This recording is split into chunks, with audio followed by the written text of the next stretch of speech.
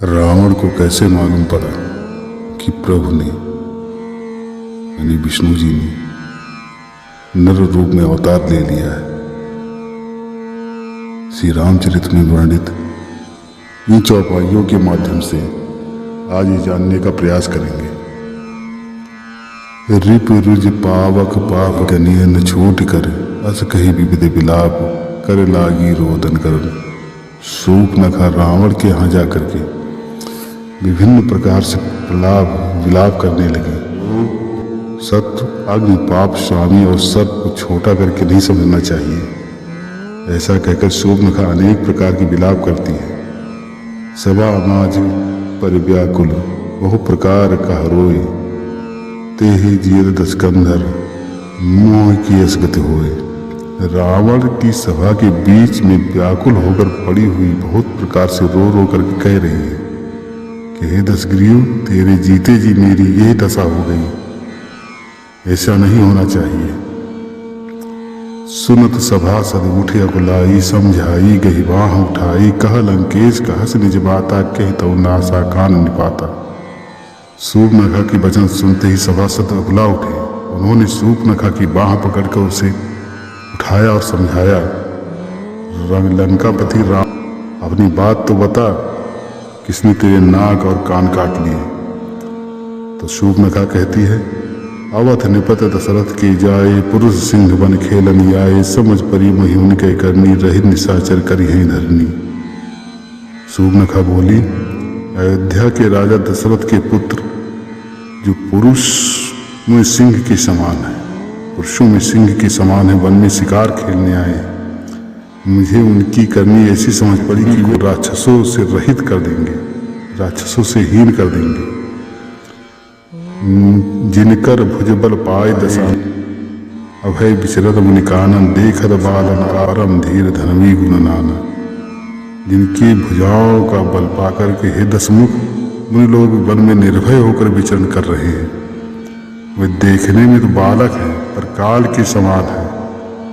वह परम धीर श्रेष्ठ धनुधर अनेक गुणों से युक्त है। अतुलित बल प्रताप दो भ्राता खल बध रथ सुर मुनि सुखदाता शोभा धाम राम यश नामा तिनार एक श्यामा।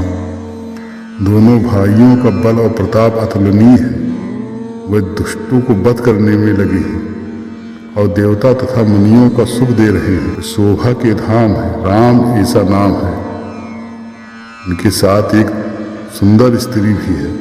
रास नार सवारी कही सतकोट तास बलिहारी तास अनुज काटे सतनासा सुन तो भगनी करही में परिहासा। विधाता ने उस स्त्री को ऐसी रूप की रास बनाया है कि 100 करोड़ रथ कामदेव स्त्रियां उस पर निछावर है। उन्हीं के छोटे भाई ने मैं काट डाली। मैं तेरी बहन हूँ। ये सुनकर वो मेरी हंसी करने लगे। खर दूषण सुन लगे पुकारा छन्मो सकल कटक उन्मारा। खर दूसर तिसरा कर कहता सुन दशग्रीव जरे सब गाता। मेरी पुकार सुनकर खर दूसर सहायता करने आए पर उन्होंने क्षण भर में उनकी सारी सेना से तुम्हें मार डाला। खर दूसरा और तीसरा का वध सुनकर के रावण क्रोध से जलने लगा।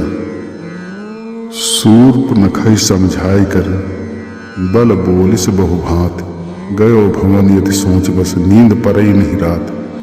रावण ने शूर्पणखा को बहुत प्रकार से समझाया, अपने बल और प्रताप का बखान किया, किंतु मन ही मन भयभीत हो उठा, विचलित हो उठा। वो अत्यंत चिंतावश होकर अपने महल में गया और रात को उसे नींद नहीं पड़ रही है। मन ही मन विचार कर रहा है।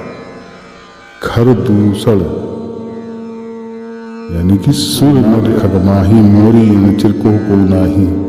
खर दूसर महिषम बलवंता तिन्हीं को मारे बिन भगवंता। वो मन ही मन विचार करने लगा, देवता मनुष्य असुर नाग और पक्षियों में ऐसा कोई नहीं है जो मेरे सब सेवकों को भी परास्त कर सके, यानी मेरे सेवकों से भी लड़ सके। नौकर थे, इतने शक्तिशाली थे कि उनसे लड़ने का सामर्थ्य देवताओं में, असुर में, नर नाग में नहीं था। और फिर कहता है, खर दूषण महिषम बलवंता तिन्हि कुमारे दिन भगवंता। और कह रहा है खर और दूषण तो मेरे समान बलशाली है, तिन्हें ईश्वर के सिवा यानी भगवान के सिवा, हरि के सिवा कौन मार सकता है। सुर रंजन भंजन मही भारा, जो भगवंत लीन ही अवतारा, तो मैं जाए बैर हट करहूँ, प्रभु सर प्राण तजे भवतरहूँ।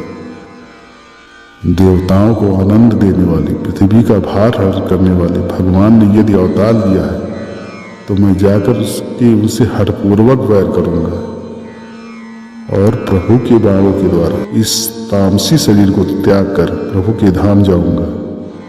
यानी कि उसने कहा हठपूर्वक। अगर रामचंद्र जी रावण से बैर ना भी करते तब भी रावण उनसे बैर करता। हुई है भजन तामस देहा, मन क्रम भजन मंत्र दृढ़ येहा, जो नफसत को हरिहम नार जीत रण दो। इस तामस शरीर से भजन नहीं होगा। तामस मतलब उसने बहुत पाप किए थे, बहुत अत्याचार किए थे, उसकी सकारात्मकता की ऊर्जा सारी समाप्त हो गई थी और नकारात्मकता की ऊर्जा उसमें प्रबल थी। इसलिए उसने कहा ये तामसी शरीर से भजन नहीं होगा। त्यो मन वचन और कर्म से यही दृढ़ निश्चय है। और यदि मैं मनुष्य रूप में कोई राजकुमार होंगे तो उन दोनों को रण में जीत कर उनकी स्त्री को हर लूंगा। तो आप ही लोग बताइए, क्या रावण वास्तव में मूर्ख था? नहीं, रावण मूर्ख नहीं था। वो परम ज्ञानी था, चारों वेदों का ज्ञाता, परम सिद्ध पुरुष। वरन उसने अपनी इंद्रियों के वशीभूत होकर के इतने कुकर्म कर डाले थे, इतने पाप किए थे, उससे भजन हो ही नहीं रहा था। इसीलिए उसने कहा, हुई है भजन तामस देहा, मन क्रम वचन मंत्र दृढ़। रामचरित में वर्णित ये चौपाई ये सिद्ध करती है कि रावण पापी तो था, लेकिन उसने ये जान लिया था कि भगवान ने अवतार ले लिया है, अब उन्हीं के द्वारा मेरा उद्धार होगा। जय श्री राम।